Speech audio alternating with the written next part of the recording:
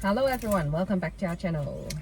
Today is a beautiful day. Here we are in the park because we just dropped off our kids to a birthday party. So while we're waiting, here we are making videos. One benefit of having two kids so close to age, or even twins, people like counting our kids like twins, they're 1 year apart. Anyway, so they know the common friends, everyone just inviting them together. So we can, now they're at the age of 6 and 7, we can just drop them off at their birthday party. And the parents are okay with it. Yeah. So we can make our own video in the car, outside the park, next to another birthday party. So if you guys are new to this channel, we usually talk about a lot of things when it comes to personal finance, our journey when it comes to go to achieve fire. So if you like this type of content, don't forget to subscribe, comment, guys. It would be muchly appreciated. In today's video, we're going to talk about, did we pay off our PPR first, principal place of home first, before investing? Yep. The real truth is, no, we didn't. However, realizing what we did, realizing now, if we were to do it all over again, we would have done that first. Yes. So when we first starting, we were, when you're young, ambitious, very eager of getting financial freedom, but actually you did a lot of mistakes. So what we got PPR, and then we have all this extra money. We think, okay, we should buy more investment property. We leverage as well. So we buy from, we buy from one property, take out the equity, and buy another property, and then wait for 12 months, take out an equity from this one, buy another property, and if this one goes in a value goes higher, we take it out again. So make sure there's only like 20%, 10%, value left in the mortgage as leveraging. So we just leverage after leverage after leverage. Yeah, well, if we didn't leverage, then we wouldn't start to look for other way outside of the job. Would you? No, but you always look for it. No. You always look for something outside of the full-time job. No, I did not. I'm just like, for me, before all these or having kids, I was like, okay, I'll work because I'll work maybe a long time, but I'll invest in some investment properties and I can retire early. But my plan was just, okay, work for 9 to 5 for maybe 10, 20 years. That was my plan before knowing you. But then you were even more ambitious. Yes, that's the word. You're more even ambitious. Okay, let's do this, let's do that. Working for someone is not life. But even my dad said the same thing. You'll never ever get rich if you work for someone. I'll say you still can rich in your heart, not like billionaire, not like that. Financial stable, let's say. Yes, you will still. If you're smart with your money, you'll still get rich by working for someone. You just play safely. Yeah. That's it. You don't spend all your money. That's it. It doesn't matter you work for someone or you have your own business. Both of them has pros and cons. But back to investment property. For us, it's this. When we started our journey, it's like we bought our PPR and then we leverage it out to buy investment property. I guess that's a similar concept. I guess most people in the same boat. Yeah. Whether your investment, you buy your principal place of home first or your investment property first, it doesn't matter. For us, we're looking at it. We just try to grab as much debt as possible. Because it was how the property gurus said how people get rich. Yeah. So I think a quarter of the rich in Australia using leverage. In real estate, that's how they make money, using leverage. Yeah, so that's what we did. And then realizing what we learn now with the stress level that you get when it comes to leverage, I found that it's not a good thing. I would not, would not recommend. Yeah, would not recommend, and I would not, if I do it over again, I would not do it. So the best step based on our experience is pay off your PPR first. Because that's where you're living. That's your biggest asset. And then if you have surplus income, then get one investment property slowly and pay it off. Yes. So you're not going to be those guys or those people that rich quickly. Not like in 10 years you acquire 130 properties. No, we're not going in that. How many of them do you see? Well, you might you probably see that because that's what I see in my news feed. for whatever reason, like I got all this advert and goes, hey, you can earn 10 properties in 10 years. No, like, that's too slow. No, 130 properties in 10 years. We have something like that, something along those lines, right? So you know why? Because is it called tacky? It's catchy. Catchy. Yeah, it's catchy. People want to read it. People want to learn about that. Oh, how come you can get quick? Why? Because human, we don't have patience. Like the risk involved that you don't see, like all of this, the stress. I guess all of this example, it's great because it works out for them and it might not work out for you.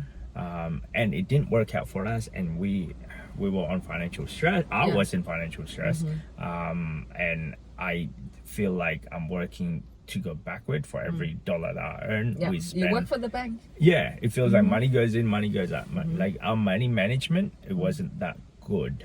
Because we thought like, okay, then you buy property, great. You have a property manager, great. You get tenant, great. And you just roll in the bank. The thing is, just this morning we were talking about one of our investment property. We paid it off. Guess what? We gotta do a rental or touch up. $6,000. Which a lot of people don't see. When you're owning a property, there's a maintenance part of this. Not only maintaining on the tenant, maintaining on the property manager. And because we've been sort of like just focused on paying off the debt, we knew there's a problem in the bathroom, but I was like just flicking it off. Ignoring it for a long time. Now we can't. We have to face it, because if we don't fix it, it may if we drag it too long, then we have to do a bigger renovation.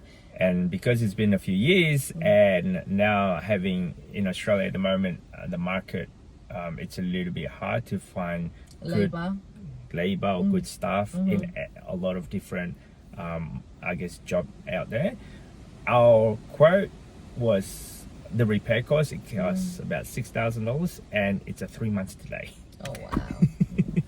So like that aspect, they don't say that in the book, in the theory base. No. If you own an investment property, here are what you look after. They just tell you all these beautiful side.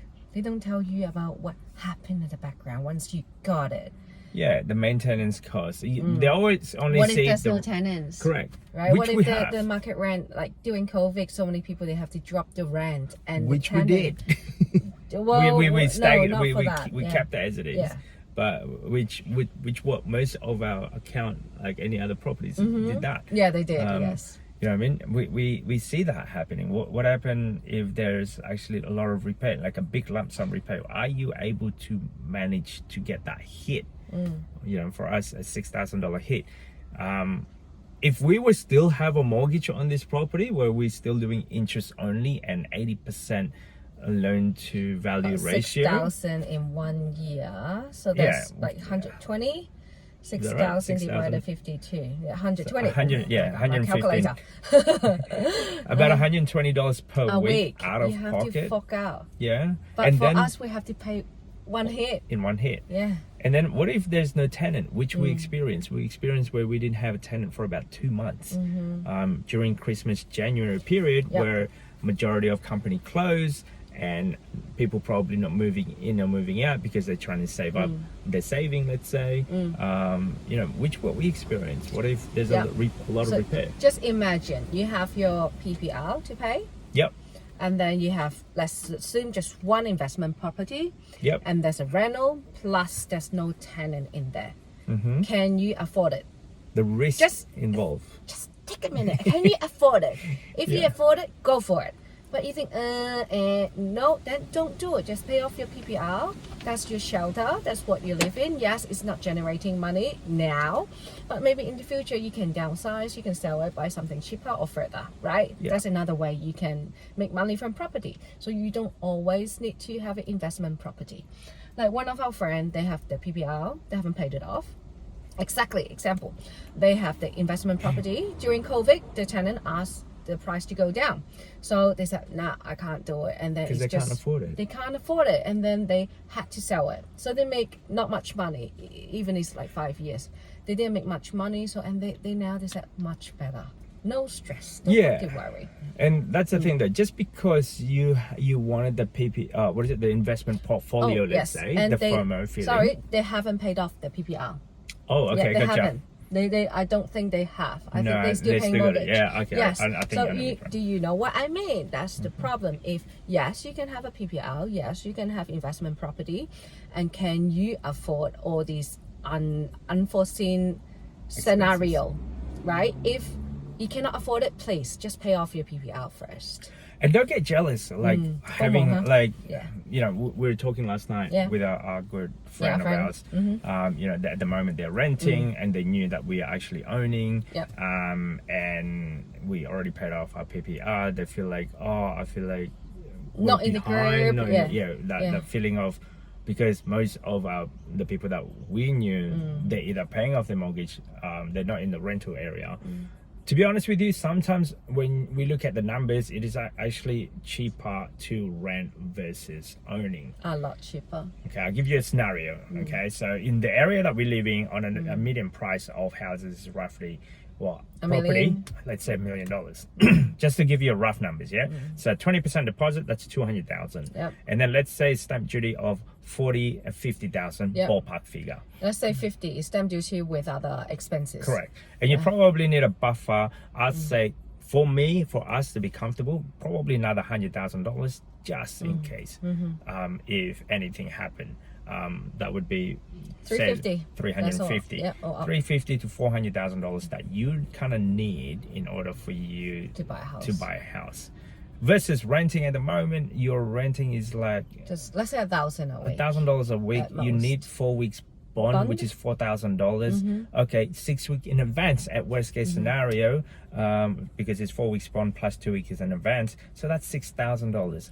Let's say $10,000 upfront, and no strata, no council, no maintenance, wall painting, special levy that kills everything. That's special levy everywhere. There's always something. Hey, special levy just arise for another grand for quarter, so 4,000 extra in a year. Without you knowing, it's like, okay, you kind of knew it's going to happen because they give you a notice. And what if you didn't read the notice, which we don't? Still, back to that question. If you have special levy, or if you're in a house, you have major maintenance to do, can you afford to pay this? Pay your investment property mortgage, no tenant, and then also rental in there. Can you do that? You can't do it? Don't think it. Please pay for your principal place of residence first. As soon as you manage to pay that off as quickly as possible, you'll be amazed how much lighter you feel. Like the stress level you feel. And then after that, we tackle investment property. We're realizing, guys, this is a wrong structure, wrong way of doing things. So we slash a lot of them, and then we sell it by vendor finance, or sell it outright in cash, or flip it in a sense. And then after that, we realize, okay, then we'll keep one, and we're just paying that off as much as we can. And that's what we did. If we to do it all over again, definitely pay your principal place of home first, and then have one, pay that off first. And then if you have more, if you have more income, you really like investment, if you really like property, then keep doing it. But for me, I told our friend last night, I said, you don't really need to buy property. You can use the extra income to invest in something else, just like, ETFs. Eventually, the goal or the result will be the same. But you just don't have that saying, I'm a property owner. You don't have that. You don't say it, but who cares? It's not about that. It's more like the cash flow. I don't care how you do your cash flow, whether it's from a business, from investment property, or from ETF, from dividends. It's what cash flow can you and how much do you keep? Correct. That's it. So anyway, that's just our 2 cents, guys, in terms of which one should you go first. Should you pay off? Did we pay off our investment property first, or did we go PPR first, or investment properties?